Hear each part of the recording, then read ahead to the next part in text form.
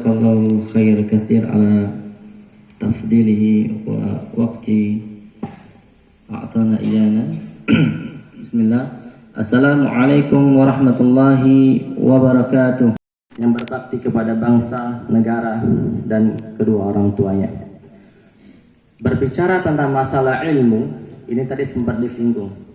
Ilmu adalah salah satu bentuk jihad, ya benar. Kalau kita bicara masalah ilmu, itu adalah suatu hal yang Allah Subhanahu wa Ta'ala letakkan di agama kita, sesuatu yang tertinggi. Jadi kalau kita sudah sebutkan al-ilmu, ini nggak macam-macam. Ini kita nggak boleh neko-neko. Kalau sudah ilmu, itu sesuatu yang mulia, yang Allah letakkan di dalam susunan agama kita ini. Ini suatu hal yang paling mulia. Kenapa saya katakan ilmu itulah suatu hal yang paling mulia? Karena kalau kita tidak lihat hadis, tidak lihat Al-Quran saja, di tengah-tengah kita di masyarakat ini, orang-orang yang memiliki ilmu, gak mungkin dia gak dimuliakan. Benar gak? Gak mungkin. Contohnya ilmu yang ini mungkin yang sepele, tapi ini benar.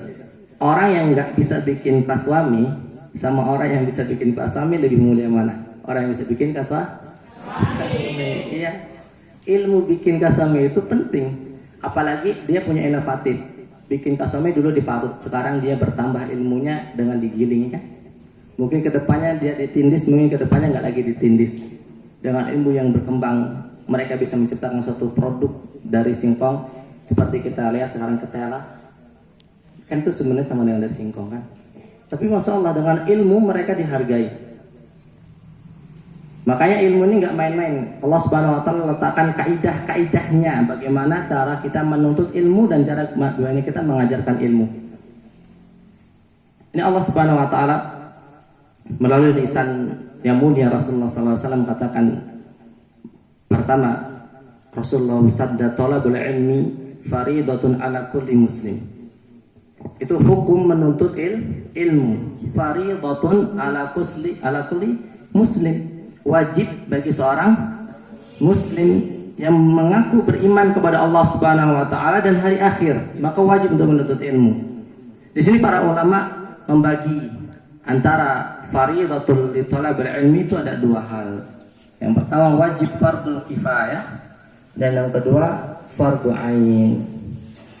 Jadi anak-anakku yang dimuliakan Allah Subhanahu wa Ta'ala, fardu kifayah seperti mana kita ketahui bahwasanya ketika suatu ilmu itu tidak ada di suatu negeri muslim, terutama di Indonesia misalnya, atau di daerah bau-bau pada khususnya, tidak ada orang yang mengetahui ilmu kedokteran, tidak ada orang yang mengetahui ilmu kesehatan, maka wajib bagi muslim untuk mempelajari ilmu itu sampai benar-benar ada yang menguasai ilmu tersebut, baru Allah Subhanahu wa Ta'ala angkat kewajibannya dari muslim-muslim yang lainnya. Itu namanya fardu kifayah. Kalau sudah mencukupi, yakfi, cukup ini untuk kalangan bau-bau sekitarnya ilmu kesehatan, maka kewajiban itu diangkat dari kaum muslimin yang lainnya. Jadi tidak semuanya harus menuntut ilmu kedokteran, maksudnya begitu. Lalu ada namanya fardu ain. Ini penting. Ilmu yang wajib bagi setiap individu muslim, baik laki-laki maupun perempuan, dan ini tidak pernah diangkat oleh Allah Subhanahu wa Ta'ala sampai benar-benar dia berilmu. Contohnya ilmu agama, ilmu bagaimana kita melaksanakan ibadah sholat, ilmu bagaimana kita melaksanakan tohara wudhu. Jangan-jangan ini yang terjadi, Pak kepala sekolah, terjadi di kalangan kita ini, generasi muslim pada saat ini tidak mengetahui bagaimana cara mandi wajib. Ini penting. Bahkan wa'iyya na'udzubillah, dia pun nggak tahu tanda-tanda mandi wajib itu apa, tanda-tandanya dia nggak tahu. Wa'iyya na'udzubillah, ini ada suatu kerusakan yang sangat dahsyat nanti kalau dibiarkan. Dan ini fardu ain kepada siapa? Kepada kita sebagai seorang guru dan kepada antum semua sebagai seorang thalabul ilmi untuk mempelajari ilmu ini. Ini wajib diketahui. Apakah mandi wajib itu kaki dulu yang disiram? atau badan dulu yang disiram atau bagaimana? Ada yang tahu nggak cara mandi wajib? Ini kalau nggak tahu ini luar biasa. Ini namanya fardu ain. Jadi kita wajib untuk mengetahuinya. Individu kita, kan nggak mesti kita tahu. Cukup yang laki-laki dia tahu mandi wajib. Nanti kan kita tanya sama dia. Oh enggak. Lalu Allah Subhanahu Wa Taala mengabarkan kepada kita bahwasanya ala ilmu huwal ibadah. Ilmu itu adalah suatu ibadah. Ini ibadah yang sangat mulia. Dalam suatu hadis yang sahih dikatakan man kharaja fi talabil ilmi, barang siapa yang keluar untuk menuntut ilmu, maka Allah Subhanahu wa taala akan catatkan pahala haji penuh. Pahala haji. Bahkan ada dalam satu hadis juga man kharaja fi talabil ilmi, mereka akan catat kutiba lahu asy-syahadah, akan dicatat sebagai seorang yang syahid hatta yarji'a, sampai dia kembali. Kalau kita sekolah ini sampai kita lulus, dahsyat nggak pahalanya? Dahsyat. Ini satu ibadah yang besar. Dan kata para ulama, ibadah itu apa sih? Ismul jami', nggak mau jalan, begitu, ditarik sampai syahid. Lalu ibundanya, ini maaf nih untuk guru kami yang ustadzah ya. Kalau dalam pesantren dapat ustadzah kan, kalau sini guru. Nah, ustadzah dan siswi ini mulai Allah Subhanahu Wa Taala. Ibunya ini ketika ditahu dia telah menuntut ilmu Rasul, dilakukan perlakuan yang sama. Namun ada yang berbeda. Diambil sebilah tombak, mohon maaf, ibunya ini lagi hamil. Lalu ditusuk. Ada yang mengatakan dalam dua riwayat, ada yang ditusuk dengan pedang perutnya dan dirobek dan dikeluarkan janinnya. Dan yang kedua ada yang mengatakan ditusuk dari innallaha la yastahi minal haq, ditusuk dari kemaluannya sampai tembus ke kepalanya. Lihat. Lalu jadilah dia seorang syahidah, orang yang mati syahid pertama kali dalam Islam, yaitu ibunya Amr bin Yasir.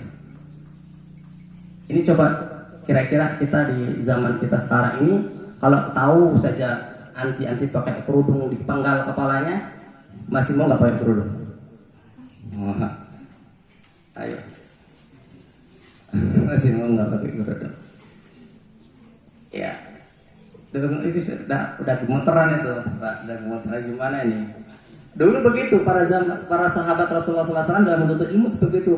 Bilal bin Rabah ketika diketahui bahwa beliau itu menuntut ilmu Rasulullah SAW, menuntut ilmu ada di majelis Rasulullah, beliau itu disetrika punggungnya di bawah terik matahari. Kak, Ustaz punya syekh dari Timur Tengah yang tinggal di padang pasir. Ustaz tanya, Syekh, apakah padang pasir, gurun pasang pasir itu panasnya itu sangat luar biasa? Ya, kalau di musim panas, terik panas, kamu celupkan kaki kamu di padang pasir tanpa sendal, diangkat, dah hilang kulitnya. Coba ya, dah hilang kulitnya. Bilal itu ditaruh di tengah padang pasir di terik yang sangat panas, lalu ditimpa dengan batu besar. Ya kebayang ya. Ya, itu pahitnya dalam menuntut ilmu di zaman Rasul. Ini kalian di sini sudah pertama difasilitasi sama orang tua, mungkin motornya, bajunya, bukunya, jajannya, SPP-nya, gurunya dipanggil, lewat depan gurunya dengan ngomong, kok saya sudah bayar kok Pak, kenapa emang? Ini perlu ada shock terapi bagi kaum muslimin yang merendahkan ilmu. Ini nggak boleh. Makanya Rasulullah SAW itu sangat-sangat memperhatikan bagaimana ilmu ini sampai kepada kita semuanya. Yang selanjutnya Allah Subhanahu Wa Taala katakan dan muliakan orang-orang yang mengajarkan ilmu dan orang yang menuntut ilmu. Ini kita semuanya mulia, insyaallah ya. Kata Rasulullah, khairukum man ta'allama al-Quran. Barang siapa yang ingin menjadi orang-orang yang terbaik, kata Rasul, maka harus mengajarkan ilmu agama. wa yu'allimu, dan mereka belajar dan mengajarkannya. Yang mana khairukum man ta'allama al-Qur'an wa 'allamah. Jadi orang yang belajar dan mengajarkannya. Dan keutamaan menuntut ilmu ini bukan hanya untuk kita yang menuntutnya, tapi keutamaan ini lebih besar kepada orang-orang yang mengajarkan ilmu. Ilmu apa saja, selama ilmu itu zatnya menjadikan kita cinta terhadap Allah dan Rasulnya, dan menjadikan Allah ridho terhadap kita, maka ilmu itu mulia. Makanya pemahaman dalam menuntut ilmu para ulama itu sangat-sangat bagus. Ibnu Sina ini salah satu potret saja. Itu bukan terkenal hanya di keilmuan kedokterannya saja, tapi beliau punya ilmu fisika, beliau punya ilmu dalam bidang apoteker, beliau punya. Dan jangan salah, Ibnu Sina itu sejak kecil hafal Al-Quran, hafal sunnah, hafal bagaimana cara beribadah yang benar terhadap Allah Subhanahu Wa Taala. Jangan salah, terkenalnya saja kedokteran, tapi dia sangat luar biasa. Makanya kita berharap dari siswa-siswi SMA 4 Negeri Sampolawa ini keluar dari kalian dokter yang hafal 30 juz, pegawai yang hafal 30 juz. Kalau nggak 30 juz ya 1 juz lah, minimal juz 30. Keluar dari kalian nanti pelaut-pelaut yang suka di laut, di situ cari-cari ikan. Dia tahu bagaimana toharo, dia tahu bagaimana beribadah, dia tahu bagaimana cara membaca Al-Quran dengan benar. Ini yang kita harapkan. Jadi jangan malu. Jadi apapun kita harus tahu ilmu agama. Maka kita akan dimuliakan oleh Allah Subhanahu Wa Taala. Kata Allah Subhanahu Wa Taala dalam surah Al-Mujadalah, yarfa'illahu alladziina amanu minkum walladziina utul ilma darajat. Allah Subhanahu Wa Taala mengangkat orang-orang yang beriman di antara kalian, walladzina utul ilma, dan sebagian orang-orang yang diberikan ilmu, kata Allah Subhanahu Wa Taala, darajat, beberapa derajat.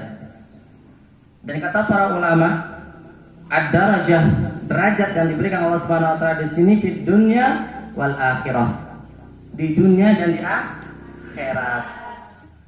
Kita saksikan para ananda yang dimuliakan Allah Subhanahu Wa Taala dan ibunda, para asatidah dan ustaz yang dimuliakan Allah Subhanahu Wa Taala. Lihatin, diangkat di dunia. Kalian kalau lihat orang-orang yang berilmu, ada nggak di antara mereka yang dihinakan oleh masyarakat? Contoh orang yang berpakaian seperti pakaian ilmu saja enggak, orang nggak berani, apalagi mau benar-benar dia berilmu. Kalau datang Pak Moji, kalau ketua agama di sini kan Moji ya, iya. Kalau datang Pak Moji, kalian tunduk nggak? Datang kepala agama di sini, apa kalian datangnya gini, Pak, aduh Pak, gimana kabarnya Pak, gitu loh? Enggak kan? Pak, masya Allah Pak, gimana kabarnya, gitu kan?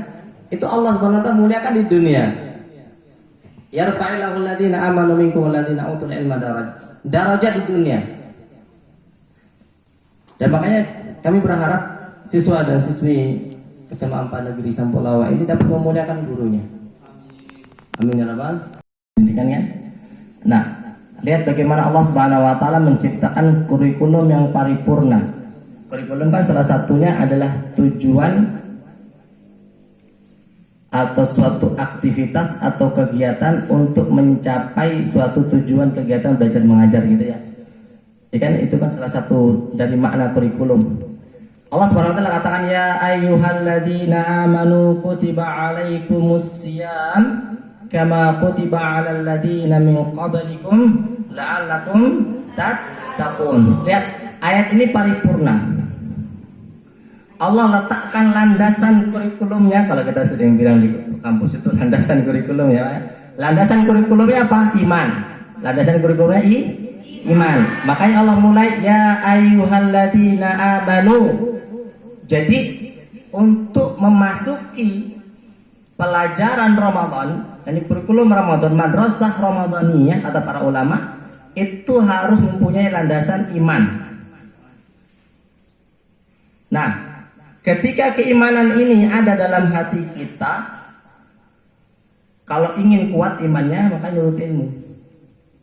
Nuntut ilmu. Bahkan orang yang tidak beriman itu tidak sanggup untuk puasa. Tidak akan pernah sanggup untuk puasa. Orang yang nggak beriman, yang imannya kurang, nggak sanggup untuk puasa. Karena perkara puasa ini bukan perkara orang yang kuat, yang sehat, yang punya banyak harta, enggak. Banyak kita lihat tuh di luar sana ada orang yang gagah perkasa, tinggi, kekar, badannya sispek, ngerokok atau minum ketika kerja. Allahu akbar, la haula wala quwwata illa billah. Ini bukan masalah perkara satu, ini para iman. Iman kata Allah Subhanahu wa taala.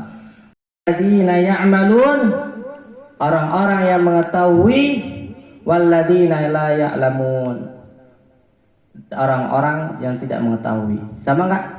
Apakah sama orang-orang yang berilmu dan orang-orang yang tidak berilmu? Iya. Karena ini pertanyaan Allah tidak butuh jawaban. Karena kita sudah tahu semuanya. Nggak akan sama. Menjadi orang yang nggak tahu itu atau menjadi orang yang jahil, menjadi orang yang bodoh, itu sakit. Itu sakit. Kalau mau rasakan kebodohan, silakan. Akan menderita kesakitan sampai tulal hayah, sampai seumur hidup. Aku qouli hada, astaghfirullah wali walakum wastaghfiru innallaha ghafurur rahim. Akhiru da'wana walhamdulillahi rabbil alamin. Subhanakallahumma wa bihamdika asyhadu an la ilaha illa anta astaghfiruka wa atubu ilaik. Assalamualaikum warahmatullahi wabarakatuh.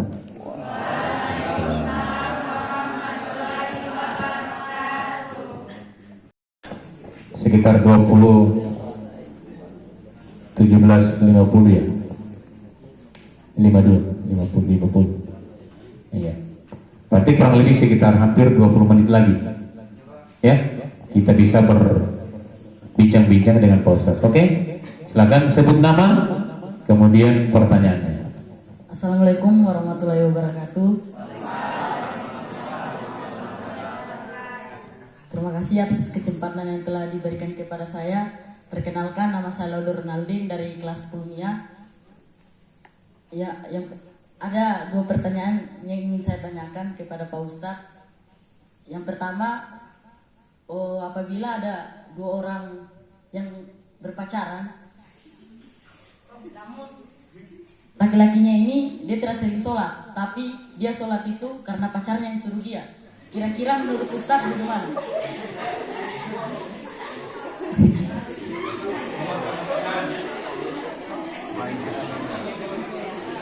Lanjut. Ya. Terus yang kedua, kan tadi Ustadz katakan bahwa ilmu itu diletakkan di yang paling tinggi, yang paling teratas.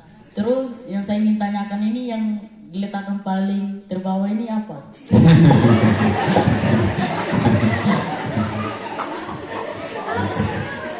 Jika kalau yang di bawahnya itu tidak diletakkan, kenapa? Jika kalau ada itu apa? Mungkin itu saja yang saya sampaikan. Lebih kurangnya mohon dimaafkan. Wabillahi taufiq wal hidayah. Wassalamualaikum warahmatullahi wabarakatuh. Oke. Warahmatullahi wabarakatuh. Terima kasih atas kesempatan yang telah diberikan kepada saya. Di sini saya ingin bertanya kepada Pak Ustadz, bahwasannya kan kemarin 2 hari yang lalu saya sedang berpuasa, namun di saat saya menggosok gigi, mama saya melarang bahwasannya kalau berpuasa itu tidak bisa menggosok gigi. Jadi pertanyaan saya di sini, apa hukumnya menggosok gigi di saat berpuasa? Mungkin itu saja, saya kembalikan kepada Pak Ustadz. Sekian, terima kasih. Wassalamualaikum warahmatullahi wabarakatuh. Assalamualaikum warahmatullahi wabarakatuh. Waalaikumsalam warahmatullahi wabarakatuh. Terima kasih atas kesempatan yang telah diberikan kepada saya. Saya ingin bertanya, apa hukumnya perempuan yang lagi haid kalau masuk di masjid? Itu bisa atau tidak? Karena baru-baru ini kan ada nuzul Quran, terus saya dipilih jadi yang kasidah. Terus saya kasih tahu sama pelatihku, kalau saya lagi mens, tapi dia tetap paksa, katanya bisa. Tapi kalau saya lihat di konten Teuku Sakran itu, dia mengatakan bahwa perempuan yang lagi haid itu tidak bisa masuk di masjid. Itu hukumnya bagaimana? Terima kasih, mungkin itu saja. Wassalamualaikum warahmatullahi wabarakatuh. Terima kasih banyak. atas kesempatannya ini. Santri-santri atau siswanya cerdas-cerdas nih. Masya Allah, kritis. Karena salah satu yang bisa kita mendapatkan ilmu salah satunya itu adalah as-su'al, ini pertanyaan. Jadi tapi enggak juga kasratus soal, dan juga jangan terlalu banyak bertanya juga. Ini dalam artian, dalam segi konotasi apa negatif, kita tidak boleh banyak bertanya dalam artian yang bertele-tele pertanyaannya, yang seharusnya tidak ditanyakan dan ditanyakan. Tapi benar-benar soal di sini adalah soal di mana kita ingin membuka pengetahuan. Kalau kita nggak tahu, benar-benar nggak tahu, wajib kita tanya. Tapi kalau kita sudah tahu, kita tanya hanya sekedar ingin cari-cari apa kesempatan, siapa tahu ini bisa jawab gurunya ya, saya tanya juga ingin ngetes gitu kan. Ini tidak diperbolehkan. Ini yang disebut dengan ahlaka al-qaumu bikasratis soal. Kata Nabi sallallahu alaihi wasallam, orang-orang terdahulu itu diazab atau dihina karena banyak bertanya. Ini pertanyaan-pertanyaan positif ini, insya Allah yang hadir, begitu kan? Tidak pertanyaan-pertanyaan yang memang dicela oleh Allah Subhanahu Wa Taala. Pertanyaan pertama, kita berniat untuk sholat karena pacar kita. Orang pacaran aja sudah salah kan? Apalagi sholatnya, apalagi sholat. Niat sholatnya sudah salah, jelas fatal. Fatal. Allah Subhanahu Wa Taala katakan dalam surah Al-Baqarah, wa ma umiru illa liya'budun mukhlishina lahud din. Jadi Allah Subhanahu Wa Taala perintahkan kita untuk menyembah Allah Subhanahu Wa Taala dengan ikhlas, semata-mata ibtiqa'a wajhillahi azza mendapatkan ridha Allah Subhanahu wa Ta'ala. Ini yang pertamanya. Jadi nggak boleh. Jadi nggak boleh. Pacarannya aja sudah salah, apalagi sholatnya. Ya tentunya itu tidak diperbolehkan dalam agama. Yang bagus begini lah. Saat saya pacaran, tapi ketika saya tahu ilmu pacaran itu diharamkan oleh agama saya putuskan. Boleh, nah, gitu kan. Itu boleh, itu boleh. Jadi nggak apa-apa. Siapa boleh ilmu, gitu kan? Ini ilmu. Itu pertanyaan yang bagus, itu boleh. Dan yang kedua, tadi apakah ada yang lebih rendah? Kalau ada yang tertinggi, ada yang rendah, ya pertanyaan yang bagus. Tentu, kalaulah ilmu adalah hal yang tinggi, berarti lawan kata ilmu apa? Jahal, afan, kebodohan. Itu sudah terendah.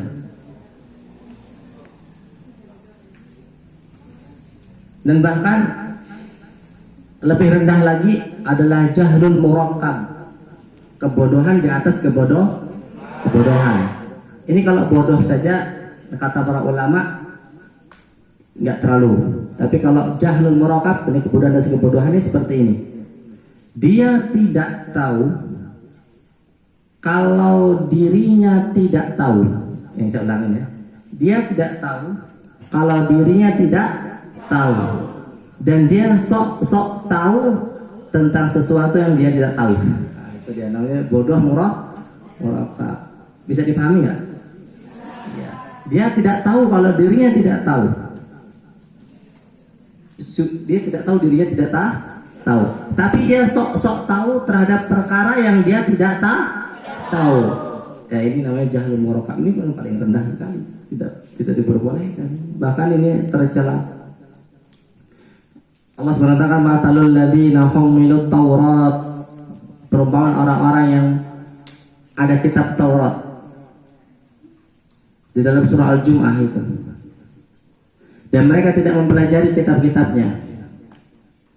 Mereka itu diumpamakan seperti himar yahmilu asfara, seperti keledai yang ada di atasnya tumpukan buku. Nah, ini sudah rendah sekali. Jadi kalau anti siswa dan siswi ini nggak tahu perkara agamanya, itu diumpamakan oleh Allah Subhanahu Wa Taala seperti keledai yang berjalan, yang bawa beban. Bisa kata Allah Subhanahu Wa Taala, bisa matalul ladzi kata Allah Subhanahu Wa Taala. Itulah seburuk-buruk perumpamaan bagi mereka. oh ini rendah sekali, ya kan? Itu nggak dibolehkan. Makanya kita wajib mengetahui sesuatu itu hakul yakin dan benar-benar, jangan sampai kita sok-sok tahu. Kalau kita nggak tahu, katakan kata para ulama ini fikihnya la adri. Ini kalimat la adri, kalimat saya tidak tahu, ini adalah satu nisbuddin, ini adalah suatu perkara yang diajarkan oleh agama. Kalau kita bilang Ustadz, apa sih Ustadz hukumnya makan di bulan suci Ramadan kalau nggak sengaja? Kalau dia nggak tahu jawabannya, mengatakan Afan saya nggak tahu itu jawabannya. Nah seperti ini nih, itu bukan kebodohan, ini adalah ilmu. Luar biasa. Makanya nanti kalau ada pertanyaan-pertanyaan yang saya sendiri nggak tahu, saya akan katakan saya nggak tahu, dan insya Allah saya akan datang dengan jawabannya. Insya Allah. Pertanyaan yang kedua tadi berkaitan dengan gosok gigi. Kan gosok gigi itu kan ada rasanya. Para ulama mengatakan memakruhkan, makruh hukumnya, tapi tidak membatalkan. Tapi kalau kalian telan-telan ya jelas membatalkan. Ustaz, gosok gigi kan nggak masalah, Ustaz. Tapi kalau nelan Pepsodent gimana? Ya batal. Tidak boleh. Telan Pepsodentnya. Makanya dianjurkan bagi siapa yang ingin gosok gigi setelah imsak, setelah tanbih, ada bunyi, gitu kan? Nah, gosok gigi sudah selesai semuanya, minum, selesai, azan Allah Akbar, nah kita dah aman, gitu. Ya, jangan tengah hari ini modus ini namanya. Apa giginya pakai pasta gigi adiknya yang rasa stroberi. Ini nggak boleh, ini nggak boleh, jangan sampai gitu. Habis itu dikit aja boleh, nggak boleh walaupun dikit. Bahkan sedangkan Pak gosok gigi berkumur-kumur di bulan suci Ramadan ketika mau sholat, itu ketika dikhawatirkan itu air akan masuk, itu tidak mengapa, tidak kumur-kumur, gitu kan? Apalagi suatu perkara yang tidak ada ini, beres mau gosok gigi gitu kan? Kalau bisa dihindar, Nah, barakallahu fikum. Dan pertanyaan yang ketiga ya, apa tadi? Tentang apa tadi, lupa? Oh iya, ini pentingnya ilmu. Makanya saya katakan pentingnya ilmu. Jadi kalau kita tidak tahu ilmunya, ya kita akan melakukan sesuatu yang serampangan, gitu kan? Kita anggap boleh padahal tidak boleh dalam syariat, dan akan berimbas kepada diri kita sendiri. Dan mudah-mudahan kita diampuni oleh Allah Subhanahu wa taala. Tentunya orang-orang yang haid ketika di bulan suci Ramadan nanti Idul Fitri, Rasulullah SAW pernah mengatakan, ya ma'asyaran nisa, orang-orang muslimat, kata dia kan, datanglah untuk sholat. Itu karena dulu sholatnya di lapangan, Idul Fitri sholat di lapangan. Kalau waktu hujan di masjid, maka kaum muslimat membuka tenda sendiri di luar masjid. Nah, tidak memasuki masjid Allah Subhanahu wa taala. Nah, mudah-mudahan kita diampuni ya. Jangan nanti ini bilang boleh, itu boleh. Ya kecuali kalau darurat sekali. Kalau darurat misalnya kan ada orang pingsan di masjid. Sat, gak boleh masuk, Sat. Gimana dia pingsan? Baru boleh masuk karena menyelamatkan nyawa kawannya. Atau adiknya jatuh. Enggak boleh masuk. Adik-adik sini, Dek. Udah nangis-nangis di dalam, boleh masuk. Ini satu hal yang darurat, yang satu hal yang memang menyebabkan nyawa orang hilang, menyebabkan kehormatan orang hilang, menyebabkan harta orang hilang. Ini kalian lagi haid 5 orang perempuan, ada maling masuk masjid mau ambil kotak amal, krek gitu kan? Gak boleh masuk masjid ke sini dari luar. Enggak masuk masjid, pura-pura mau sholat gitu kan? Biar malingnya pergi gitu, begitu. Siapa tahu masjidnya besar. Kalau masjid kecil mah dari jinak. Dengan saya katakan kalau masjidnya besar, kayak masjid Istiqlal, kalau nyuruhnya di pojok sana itu, kalau kalian nggak masuk bagaimana? Mau diingetin dari luar nggak kedengeran, harus masuk begitu. Nah itu hal-hal yang diperbolehkan. Dan yang selain daripada itu kita dilarang oleh Allah Subhanahu Wa Taala. Barakallahu fikum. Syukran jazakallahu khair.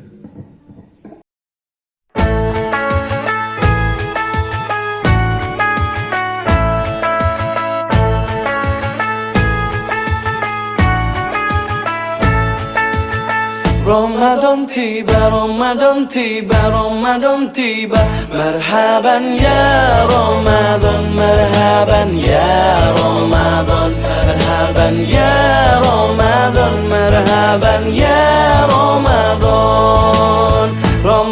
tiba, Ramadan tiba, Ramadan tiba, marhaban ya